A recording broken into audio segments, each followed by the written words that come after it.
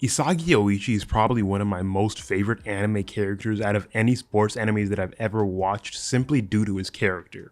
Blue Lock quickly rose up into my top three favorite sports animes that I've ever witnessed and ever had the pleasure to view, just due to the fact of how interesting the story was and how much it diverted from the original and normality of any sports animes that we've ever seen.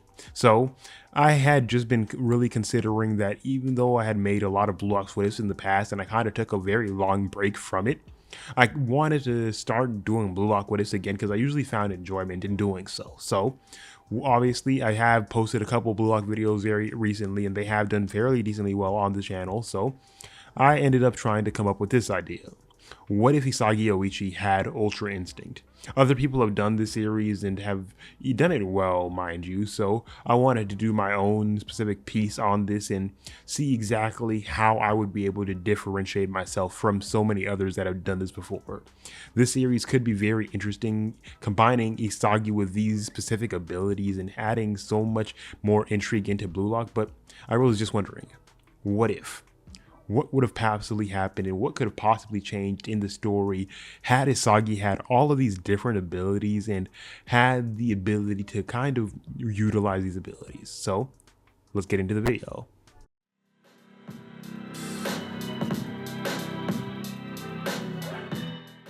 Before beginning off with the actual story, I would first like to specifically talk about the backstory on how I actually plan on setting this specific circumstances up and all of the abilities that Isagi would be able to utilize if he had Ultra Instinct in my version. I'm going to just specifically say this one mainly due to the fact of I want to make sure I differentiate myself from any of the other people that have done Blue Lock What Ifs and specifically this Blue Lock What If in the past, and just want to show you guys exactly what my thought process is on this. So when we're just getting into the backstory, it starts off something like this. Before entering the Blue Lock program, Isagi Yoichi would have participated in a high-stakes youth soccer tournament. His team had reached the finals against a powerhouse team known for their aggressive and highly skilled players. During this match, Isagi's team would have struggled to keep up, and they would be trailing by 2 goals with only 10 minutes left on the clock. In this desperate moment, Isagi's team would be coached, and specifically Isagi would be coached and reminded of his potential and his importance of this match for the future. This would be long before Isagi would lose his ego, so he still has the drive to be truly getting better and better as time would be going by. So this pressure, combined with Isagi's intense desire to win and prove himself, triggered a sudden, extraordinary awakening within him, an ability akin to Ultra Instinct. This would obviously grant him a lot of extraordinary abilities that he wouldn't normally have otherwise. So I just want to kind of list down what those abilities would be, and mind you, he won't have all these abilities from the jump. I'm just going to list off all of the abilities that he will eventually have, and you guys will just know exactly when I tell you when he gets these abilities. So the first ability that I would give Isagi would be an ability called Reflex Enhancement, basically allowing Isagi to dodge tackles and intercept passes with lightning fast reflexes, leaving other opponents stunned. He could also have the ability of predictive awareness, which would basically lead opposing team, he would be able to read opposing team strategies and predict their movements, positioning himself in the perfect way to disrupt their plays. Obviously, he would gain some version of enhanced speed, which would just really just help him in that main category due to the fact that it would just help him run down the field and outpace defenders more effortlessly. And another ability that I'm going to give him would be an ability called a Defensive Mastery, a defensive ability that would really just Soar allowing him to win back possessions and launch counterattacks very seamlessly without any very big hassle for him. These are the four main abilities that I'm going to give him almost immediately, and I will list off every ability once I get them and just kind of help you guys really go right there so I can get into the video more easily. So, now that I've gotten at least through this very bitch beginning portion, we can truly talk about where the story begins with that final match that Isagi has. This being the first match in the entirety of the game would have obviously started off and gone very much differently from the beginning and from the canon. This time around, Isagi's match versus Kira started off with a completely different outcome. Isagi having these four main abilities really puts him at a such higher pace than almost anybody else that he's going to be contending with that no one around now is truly even able to contend with him. Kira being the only person that's even giving him some kind of an actual challenge in any real terms. This match still is going almost completely in Isagi's favor. Using his reflex enhancement, predictive awareness, and defensive mastery, he's able to almost solely have the ball the entirety of the time, and due to the fact of him being so strong, yes, he's usually able to kind of eventually get into like this flow state that he just basically does so many things without even him knowing what's going on. When he's just normally dealing with it, those four abilities are just the main ones that are always on point no matter what. After so much training, these are the four abilities that are always on lock.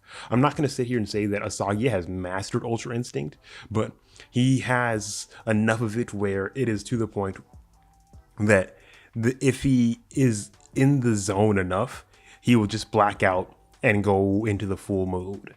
But if he's just starting off the game and he hasn't completely like zoned in and he's not having a big enough challenge, he's usually completely the one conscious and dealing with all of the movements that he's going to be compiling. So this match is more of the lines of, instead of it being 0-1, it is more the lines of 3-1, maybe 3-2 if Kira was able to get any actual shots off, but I don't really see a possibility of him even being able to get 2 shots off against somebody like Isagi. Kira might be decently strong and decently noteworthy, but comparatively to this kind of Isagi, Kira is just gonna be bottom of the barrel, especially once Isagi gets a lot stronger. So this match would obviously end up such and so much differently. Kira obviously would have lost this very, very heavily, so his reaction when he has to go talk to anybody like the press would be so much different from what it was in canon. Now, instead of it being him coming off of a win, it's him coming off of a loss, and Isagi being the pure and number one victor, the number one dominator that was truly able to set the stage of the entirety of the match, the entire game. So Kira doesn't really know what to say in a situation like this. Obviously, Isagi would head home that night ecstatic and smiling so hard due to the fact that they won the game and are gonna make it to nationals. And so he's just very happy for the singular fact. In this timeline, Isagi never lost his ego because he knew for a fact that he was so strong. Yes, he had a coach that was always trying to tell him, oh, it's one for all and all for one, which still diminished his ego quite a bit, but he never completely lost it because he had these abilities that would always just put him in the perfect positioning. So he was always able to score these goals and score all of these points by himself. He knew exactly kind of what he needed to do. And one of the specific abilities that he gained during his time at this school was an ability just basically called perfect passing. With this coach always drilling into his head that this is all for one and one for all, Isagi had to grow very accustomed to something like passing. He had to grow very accustomed to dealing with this specific kind of movement and this real control of having to give the ball away for the betterment of the team. So that's basically what he has had to do. Once he would make it home, it would be a situation where he still goes and talks to his mom and like dad, and he sees the letter from the Japan like football association, which he would obviously go to the next day. This situation would very much go the exact same way. It would start off with Isagi already in the building because he would maybe talk to Hiro, but not for long because he's not the exact same Isagi. He's a lot more calm, cool, collected, and has no real big reason to talk to Hiro for too long. They would enter the building. Ego would eventually start talking after they already made like their notions of seeing all of these people, and Isagi would just be listening to Ego spout all of this talk about baking these great blue lock players and everything that Ego would be talking about. And this would be something that Isagi is very conflicted about. He obviously wants to become the best striker in the world, and he still has this very big drive for it, but his team just made it to nationals. So obviously Isagi might be considered to be the person that actually raises his hand, since Kira has not gonna make it to nationals this time around, but I still see Kira being the one to raise his hand instead of Isagi. Yes, Isagi was the team that made it to nationals, but Isagi still has this egoism about him. He is still Isagi, and this ego-ness that he always has is not gonna be going anywhere. Kira would raise his hand saying, even if we didn't make it to nationals, what about the teams and the players that did? What about the people that have teams that they have been working with for so long? You expect them to abandon those teams, and it would still lead that same conversation. But this time, Isagi would still eventually run around and run straight for it, even a little faster than he originally did, completely forgetting about his entire team and going straight in for Blue Lock, thinking that this would be a way for him to finally get out of being the way that he is now. Yes, he's so strong, but he hasn't really had any real main opponents that he's been able to deal with. Obviously, this could sound something more like Ultra Ego, but this is just kind of the way that I want the story to go. Isagi not having really any challenges, and the main reason that he wants to go in here now is to find people that can challenge him, for him to awaken new abilities, for him to awaken new powers, and for him to get stronger and stronger and stronger as time goes along. So what would happen? Isagi runs into the Blue Lock field, and they would eventually be transported to the Blue Lock Stadium. Upon entering, Isagi would eventually make it to his staging area, being that of Team Z, because I'm just going to leave him on the same group because it really just makes the most sense, and it doesn't really affect very much extremely heavily unless I just want to be nitpicky and say that he ends up on another team, which just really would be more of an irritation on my end, and I don't feel like having to do that work. So it is the main situation where Isagi's still on Team Z, and this time around, he is the number one person instead of somebody like Kira, because he is quite literally leagues stronger than Kira or a lot of the people in Team Z as of right now. So it is just a main very big situation of when Igarashi is the person that has the ball first, Isagi is not really even worried. Yes, he knows exactly like, oh yeah, they're going to probably be gunning for him, but he's not worried because him getting hit is not happening. Him getting touched by that ball is not going to be happening. Obviously, it would be a very big similar situation where Igarashi just running around aimlessly with the ball, eventually sees Batra and would try doing that, still gets hit in the face the exact same way, causing Kagami to go and tell him like, play fair. Well, I said Kagami, Kunigami. Like causing Kunigami to go out and say, come on, we got to play fair. None of this like hitting. And like Batra obviously saying, was that against the rules or something? And leading to that entire situation. Obviously, this time around, when Kunigami gets hit, Isagi's not going to be anywhere near around that. So it's a big situation where Kunigami gets hit, tries to hit Igarashi right back, and Isagi obviously being able to predict and just reflex his way out of it, he dodges and very much just makes himself out of the way when Igarashi tries using him as bait. So Igarashi gets completely slammed by Kagami's ball, like slammed by Kagami's hit, leading to the point where he's just like out of breath and to the point that he's not really able to do anything. I see a situation where Batra probably would consider just going like, oh, boom, like let me just take the ball and have some fun here, going straight for Isagi, and Isagi just being able to like reflex his way out of that almost instinctively. He has still some level of ultra instinct very much on him at all times. So anytime that the ball or anything else is just coming straight to him, he's just easily evading almost so slightly that it is very imperceivable, that he's just not even paying attention very much. He will have like his eyes closed and his body will still just reflex out of the way like it's nothing, to the point where Bachira and Isagi probably would just end up taking Kira out the exact same way, strictly out of their own drive for ego, their own drive for just betterment of all of the things. So the only reason that I see and possibly see something like that happening would just be Bachira specifically alone, or even maybe Isagi trying to jump in, doing a situation where they're like, okay, Kira is the next person strongest to me. Let's take him out. And that kind of gets gone because Kira would most likely be taken out.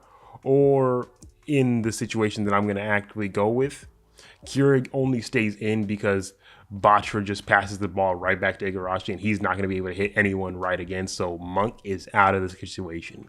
Monk is out of here and he is no longer here. And Kira is the person that would end up staying in Blue Lock this time around.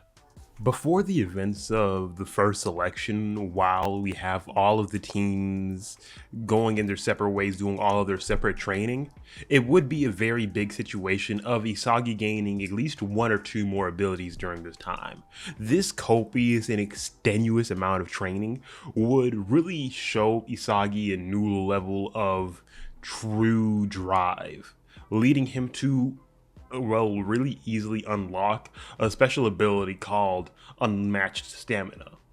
This would really just give Isagi well above the normal amount of stamina that he would ever have in any normal situation, giving him no signs of fatigue and maintaining his high level of performance throughout as long as he needs to really maintain a game. He would just have so much stamina that it is absolutely hilarious to anybody else. We could easily also talk about the fact that him and Bachira probably would still gain a fairly decent relationship due to the fact of them just having a easy way to work off of each other. There probably would be a situation during the nighttime where they would have their own personal match because neither of them can go to sleep. And I still see that happening in some sort of way. Now, once we get to something like the first, like the actual like full on first selection or whatever it's called, with all of the teams going against each other, when we have that first match against somebody like Team X and Boro's team, this would be a very, very different match. This time around, when the teams, like, well, specifically like Team Z is trying to set up their thing, they are still trying to have the conversation of how they want to set up their teamwork and how they want to do all of this. Obviously, knowing that it's going to go to shit as soon as Pedal to the Metal starts. But once the match would start and they are all in the field, Isagi would be very much ready to get everything started. Him and Bachira already have their own perfect teamwork, kind of coordinated, and Kunigami is kind of slowly joining into their trio of a masterpiece.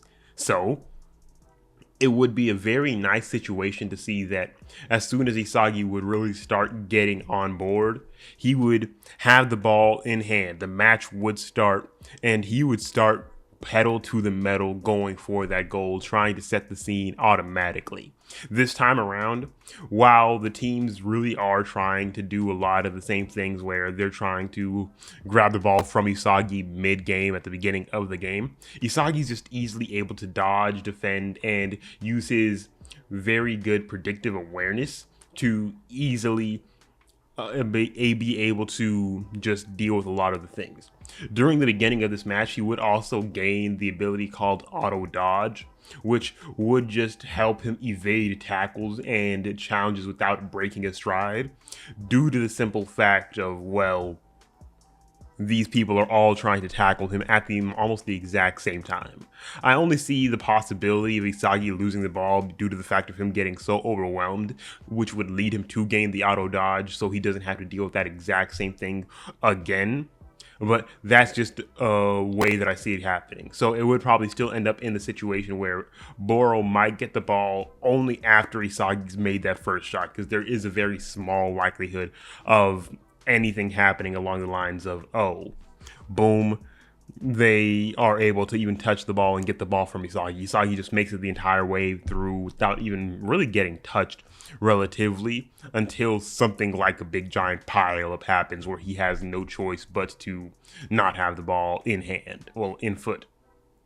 So once Boro has the ball, that extreme pressure that he would be trying to like really just give out to the entirety of the world, Isagi would feel that pressure, but Ultra Instinct would start kicking in there, automatically calming his pressure down to the point where he gains the next ability, Calm Under Pressure, being able to maintain complete composure even in the face of immense pressure, making clutch plays when they're most definitely needed the most. This would be a very big help for him, and since the match is just starting, he hasn't managed to get completely in the zone, so he's still making all of these decisions consciously. He hasn't gone to the point where he has mastered Ultra Instinct so much that he's just able to do all of the things that he would normally be able to do without any true very big problem.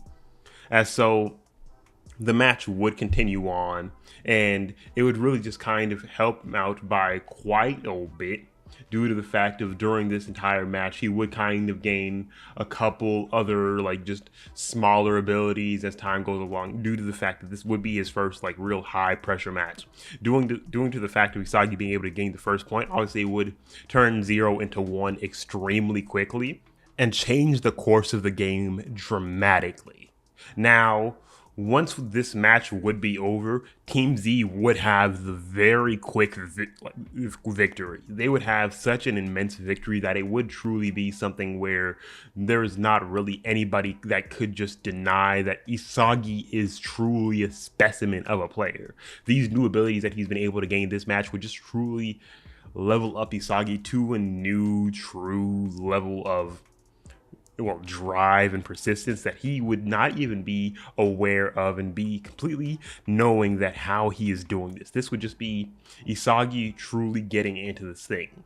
Eventually, I would say, even though the match would have ended, halfway halfway through the match, Isagi would have entered the zone, and he would have really not even understood how they ended up with around 10 points by the end of the match, due to the fact that, he got so in the zone. Boro being right on his tails was able to really get him into this perfect drive and this perfect mood that he was just able to zoom in, zone in, lock in, and go so heavily into this game that he's able to take just the entirety of the rest of the game on autopilot using Ultra Instinct, just letting his body move for him, and he's just basically one with his body. Now, with the match against Team X now over, Team Z would be in utter dismay. Yes, they won, but they have just now seen the fact that Isagi is so much stronger than they are.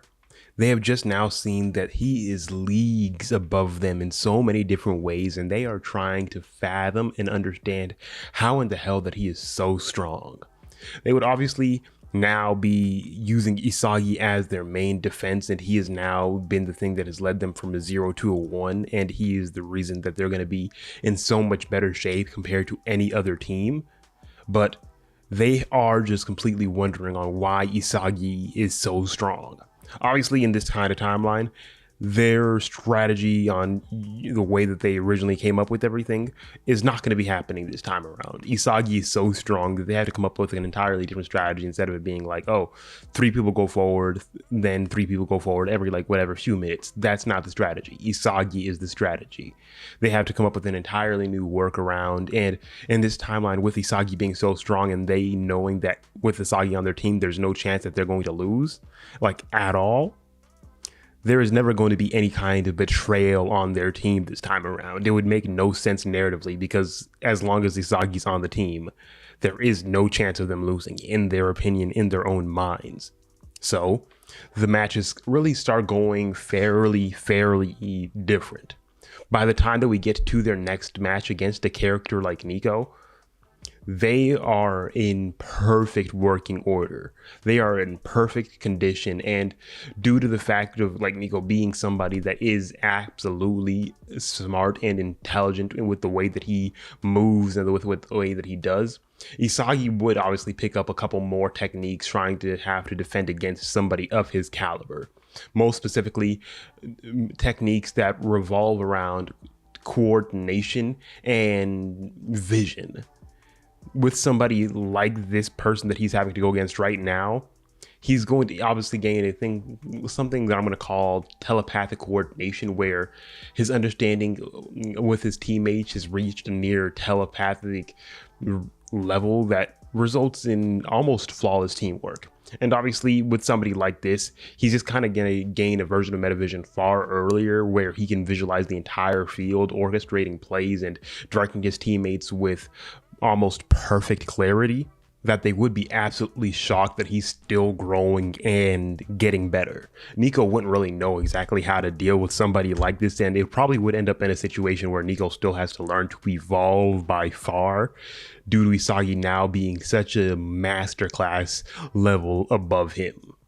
The next match after this would be, I'm pretty sure, the match against Team W. And this one would also go very, very differently. As I said, there's not going to be any betrayals around this time. So they are riding a high from being absolutely dominating for the last two matches. Isagi's gotten a groove of being able to figure out who he works the best with. So Kunigami and Batra are those two people that he's always right there able to make almost perfect connections with. These two are the main people that he's like, okay, they are the best here, so I can work with them so much easier than I can anybody else. So let's just use these two as my main two partners and have everybody else work around us. That's kind of the strategy that they've been working with. Batra and him are in almost perfect working order. So the two twins would quite literally have nothing on any of the members of Team Z. They would be so much in sync with Isagi being the main person to lead the entirety of the charge with their team, that they are able to pass, move around almost perfectly without any hesitation, because Isagi is able to control that ball so specifically well that it is unbelievable. As once this match is fully over, Chigiri I honestly still see possibly awakening, or not, maybe not as right there, but the only reason I see him even possibly awakening would be due to the fact that Isagi is so good at this teamwork. Isagi's speech probably would end up happening the same way, and it would only happen because of the fact of Isagi has noticed that everybody now is really trying, because Isagi has been leading the charge so well that everybody's been able to put in their full 100% all, and he's noticed Chigiri hasn't been like that. As once this match happens with the twins, he would still end up letting Chigiri kind of take a little more center stage. So it's not him just having the entirety of the field, it's kind of letting Chigiri get into his own and fully embrace his true potential.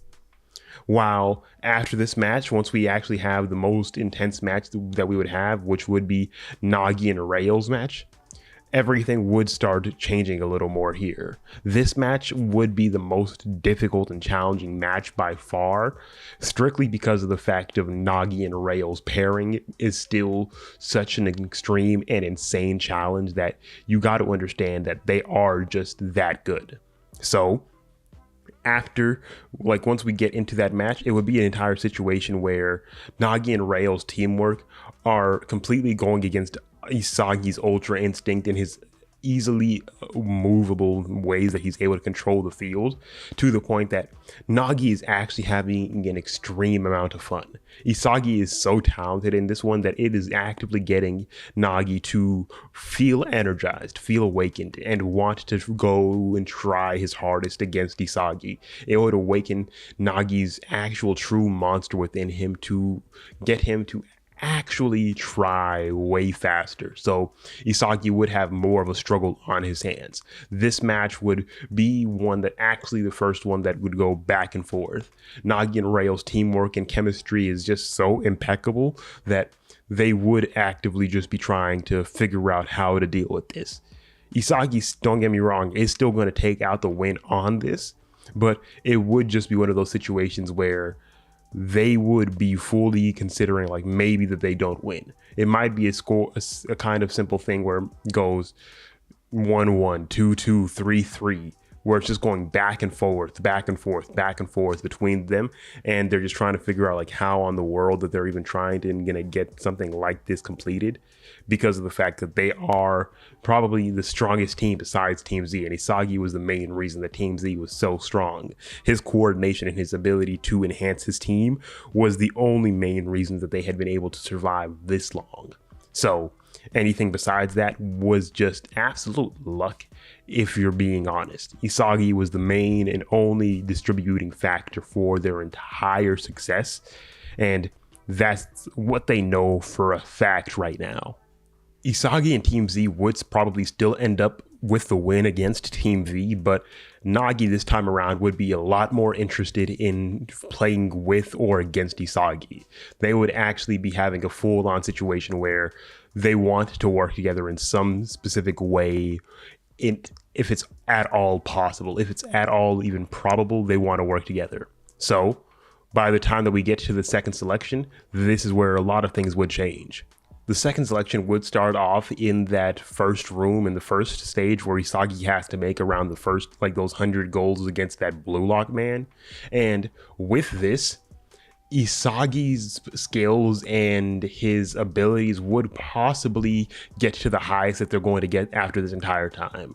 This alone would be that full place and thing that would allow him to truly rise up above the ranks. All of his abilities that he would have gotten by now would now also gain the specific ability like an offensive precision, where Isagi's shots and passes would easily become impeccable, finding the net and the setting in the most precise way, and like being able to get the most perfect and direct shots, getting like just so decent in his positioning that his shots are almost always 100% guaranteed to go in if he is shooting it, just due to the fact of he can just use his senses to automatically assume where the goalie's not going to be able to get to by the millimeter, by the inch.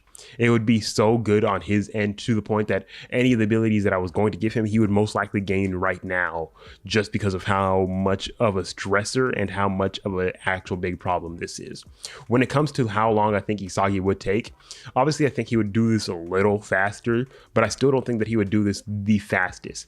He would, once he would get, like after like his first like couple shots, he would start learning the like offensive possession, but like offensive precision, but it would take him until at least like a little way through to him to get him to actually master it. And once he masters it, then he's just absolutely on his roll. I see him not making it within like the first three, only because of the fact of I still want Isagi to go up against somebody like Rin, and I just feel like Isagi would be a lot more calm and collected and wouldn't be trying to easily go be the first one out of there. He could, but I'm not going to have it be like that just for my own pure amusement. So by the time that I would have Isagi come in, it would be right before either Nagi or Reo would enter.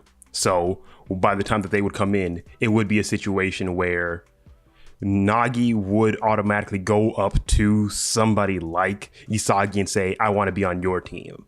And Isagi would immediately say yes, because he actually knows that he is strong, but he knows that he also wants to be on the same team as Bachira. So he would just say, he hasn't shown up yet, but there's one person that I'm waiting for that it is an undeniable on my team, because we already had such good chemistry. So unless you're willing to wait for him, I can't have you on my team. So Nagi would say, no, I'm fine. It's completely fine. I'm willing to wait. We're good. As Reo would be pissed. I mean, he would be pissed even more so than usual, because Isagi, first of all, is waiting for somebody that hasn't even shown up, and second of all, absolutely just got Nagi to abandon him. So by the time that somebody like Bachira would pop in, they all three would leave, and it would be a situation where they challenge Rin and his group. But this match would go so completely different that it is actually hilarious. Isagi now being so talented would cause a full-on situation where Rin and his entire team, who should be the three strongest, aren't even able to do that much. Isagi is absolutely going to be dominating this match, and with having people like Nagi and Batra, who he can already very well easily work with, because he can very easily work with somebody like Batra in perfect condition, and he already has his ability that he allows him to basically be able to work well with almost any teammate that he's paired into. He's easily able to create a perfect chain reaction faster than anybody else would have ever been able to. So he's able to just work right so fast that he's able to start getting that first point and completely just surprise somebody like Rin. Isagi is so talented, and he is actively and so completely surprised that there is somebody that exists like this. It's not something that he was expecting. It's not something that he was even thinking was going to possibly be happening. Somebody that could take him down a peg, somebody that can show him out and be even stronger than he is. He didn't think it was possible. Yes, he has teammates that are basically an unmovable object and one that can jump insanely high, but that only applies when you can actually get a grasp of the ball and be able to do anything with the ball. Isagi is just way too coordinated to let anything like that happen, and his passes are so precise that he makes perfectly sure that the only people that ever touch the ball are the people that he intends to touch the ball. So Ren's team is absolutely getting dog walked just because of the fact that Isagi is so strong. And now with all of these extra abilities that he's now gained from that first stage that helped him increase the chances of him being able to score, his range has increased dramatically, and his accuracy is so insane that by the time that he gets literally almost like large, even farther than somebody like Boral's range, whatever, it's like 25, 30 meters or whatever, Isagi's able to shoot from almost a perfect, precise distance, and nobody even knows how he's possibly doing that. He's just so absolutely in tune with his surroundings that everybody is absolutely shocked. Rin doesn't understand what's going on, and it would end up in the situation where Rin's team loses and they take Rin to be added onto their team. This isn't going to be a situation where, oh, Batra gets taken and he ends up on another team. Nope. Rin gets taken, his team loses, now they're down to 2, Isagi's team is up to 4, and they have to wait now for somebody else to eventually make it to them so they can have their full-on match against somebody else. They would be waiting for quite a while, which would give them ample time to start training with each other and working on a strategy with each other. Isagi and Rin would have a lot of back and forth, specifically due to the fact that they are the two best players on the team. So they would be training quite heavily, with them just having to go back and forth to see which one of them is truly better. Isagi winning almost every single bout that they would have. Isagi would just be so overwhelmingly dominant that Rin would be absolutely in shock and dismayed on the fact that anything like this is absolutely happening. Batra would be getting his own kind of level up in this situation too, strictly due to the fact of he's noticing that Isagi and Rin are having their own perfect little unison and their own perfect little matches together due to the fact that they're both so good, which would lead Batra into his own awakening just in a different way than we had in canon. He would have his own version of his awakening where he wants to be on the same level as these two monsters, but it would obviously be on a different scale because of the fact that Isagi's still there to work with him, and Isagi's not going to be going any singular where. And so, in a situation like this, with all the other teams a little bit different now that Isagi's not going to be losing those, so there's never going to be a need for Boral to be on his team as of this exact second. It will just be in a very big situation where some of the teams kind of go down a little bit differently, not like too specifically different, to the point that most likely the person that ends up gone this time, instead of it being like somebody like Kunigami or whatever, could easily be somebody different. In a situation like this, I will just leave it as Kunigami because something like this won't really affect how he has to deal with somebody like Shido. And so Shido will most likely just be that singular cause and that singular rift between them. So the match would go very, very similar on around that end. Eventually, obviously, we would get into that next like 4v4 kind of match waiting after them have been waiting for a good long while. And the team on their end, for just my own pure amusement, would be Chigiri, Rayo, Boro, and Shido, just to kind of spice it up a little bit. Those four would be the people that they would have to go up against, and this match would be the most interesting. And I specifically obviously had Rayo here just so he can counteract somebody like Nagi, because Nagi is still absolutely rioting. Well, like, Rayo is still absolutely rioting due to the fact that Nagi chose to leave him. So this entire situation and this entire match will just be a very big hate match between those two. And obviously people like Rin and Shido can never seem to get along in any way. If you've read anywhere into the manga, these two just cannot seem to get their heads to work together. So them going up against each other would be the better solution. So in an actual match like this, it will be a big situation where we can get somebody like Boro to awaken, because he's going to be having to face somebody like Isagi. And yes, they're not on the same team, but he's still going to be trying to really like devour Isagi, even though they're on opposite teams. Rail's going to be able to get his own little things that he was able to get. Like, what did you call it? Chigiri and Shido, they're doing exactly what they need to be doing. And this match would just be the biggest benefit for every single little person. But Isagi being on that field is still the main, very big issue for anybody else. Nobody's going to be able to do a singular thing as long as Isagi's on the field, because nobody can really even touch Isagi. Isagi's too agile, and as soon as he gets into the zone, they all notice that he just becomes untouchable by anybody else's standards. He just is too agile, he moves too fast, he does too many things. He just can't be touched as soon as he gets into that zone, and this is a match where he'll be able to get perfectly coordinated with anybody that he needs to get into. So by the end of this, a match like this will just be Isagi and Rin eventually just dominating the field, dominating left, right, and center, doing almost every single thing that they can, leading to the point that they would end up winning this match. Batra would eventually kind of start joining them and taking care of his passes, because he still obviously is working very well and closely with Isagi. So as I said, his monster would kind of not be there, but be there at the same time, to the point that he's just working almost perfectly in unison. Isagi at this point is easily the best player in Blue Lock, because nobody else can even get anywhere near him. So it would just be a main, very big situation of something going around the lines of them absolutely getting themselves done with after the match.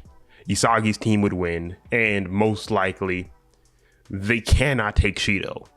Rin will specifically refuse to take Shido. Even if Shido is easily the best player on the team, they also have to think about team chemistry, team highlights, and like the ability to even work together. So the person that I think that they would end up choosing, because obviously it would be a situation where somebody wants to take like somebody like Rayo, somebody wants to take somebody like Chigiri or whatever, but the main pick that I'm going to kind of just give them would most likely just be Boro, because of the fact that he is quite easily the strongest player out of them all, and that he would be the one that they can all work with, but without having to work with perfectly.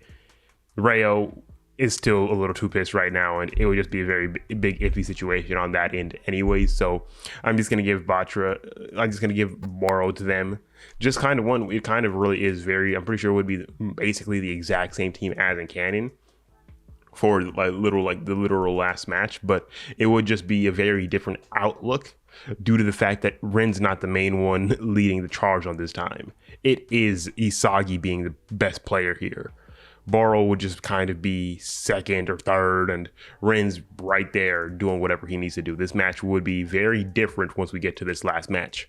So the third selection would be the most interesting fight. Well, it would be the most interesting match. Them having to deal with these pro players would be a very different thing this time around, strictly due to the fact of now the team's chemistry is quite a bit different than they were in canon. So obviously once they're all in and they're getting prepared, they still obviously have people like Julian Loki, Adam Blake, and like Dada Silva going and talking down on them and being like, yeah, this is going to be easy, we're going to win.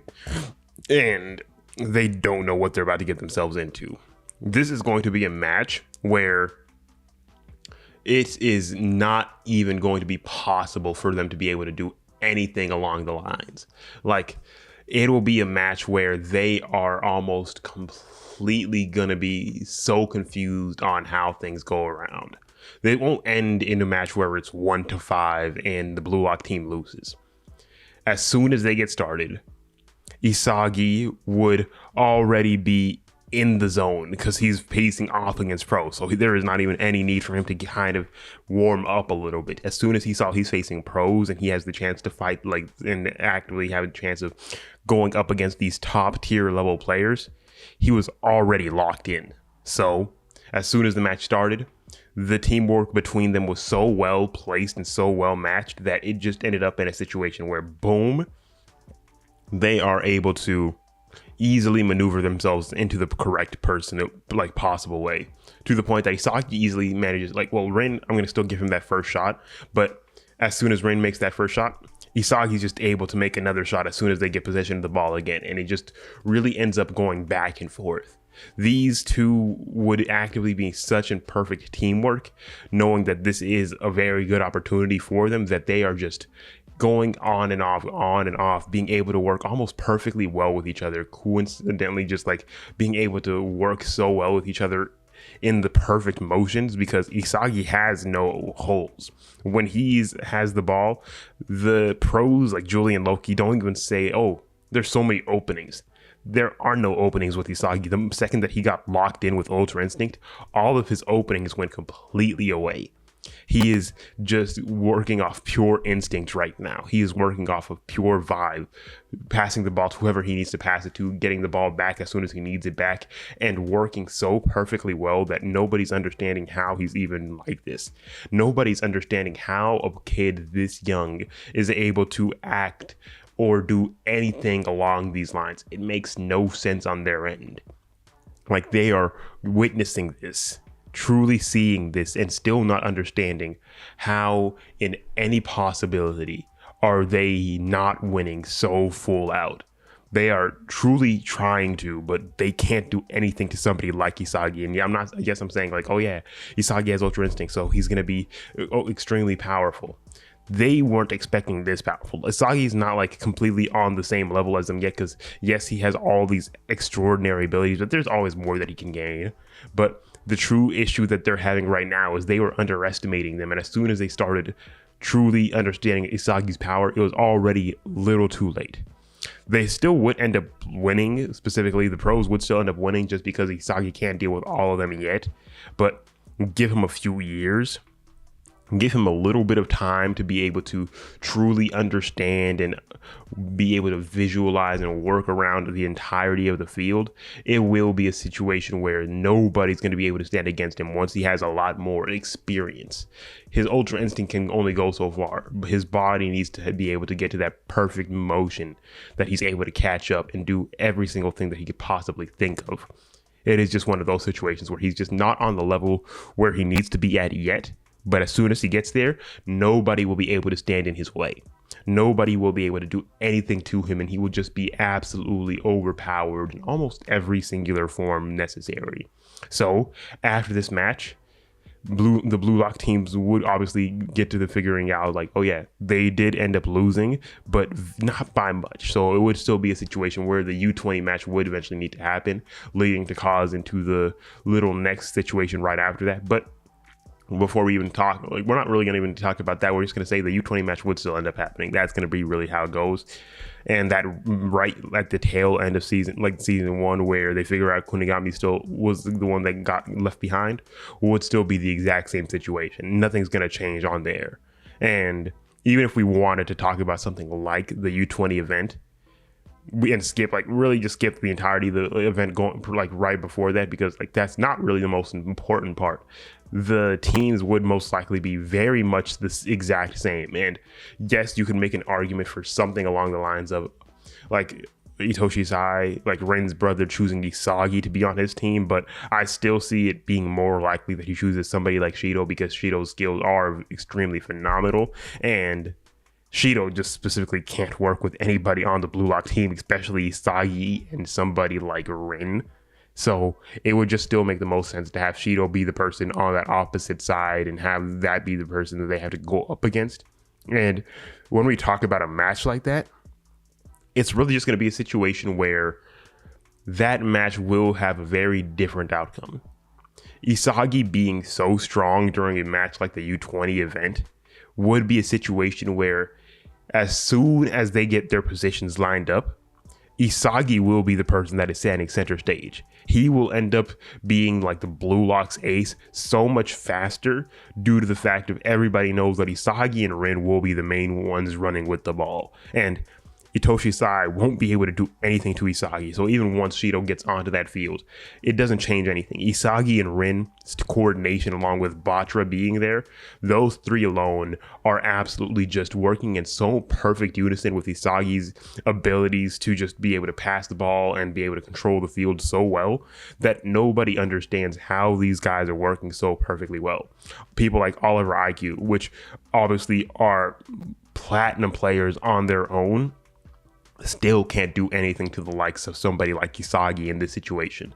A person that was able to go toe to toe with somebody like Julian Loki and Adam Blake to that specific level of extremes and be able to not even be completely phased. This is a situation where nobody was expecting Isagi to be so strong, but he is absolutely dominating the entirety of the field during the U20 event. The U20 event would be so, not even light work, it would just be such a non-factor because of Isagi being like this that they would end up winning just a lot faster and a lot easier than they were able to do in Canyon. So that's really as far as I'm going to talk about. I'm not going to get into the Neo Egos League because that's a lot more videos than I got in myself for this. So if you guys want that, make sure to eventually like this entire series up and show me the support, and I will get that video out as soon as I can. But that's as much as I'm going to be talking about. If you guys did enjoy this video, make sure to leave a like, subscribe to the channel, hit that notification bell so you guys can get caught up with all the latest videos. I will see you guys in the next video. Peace.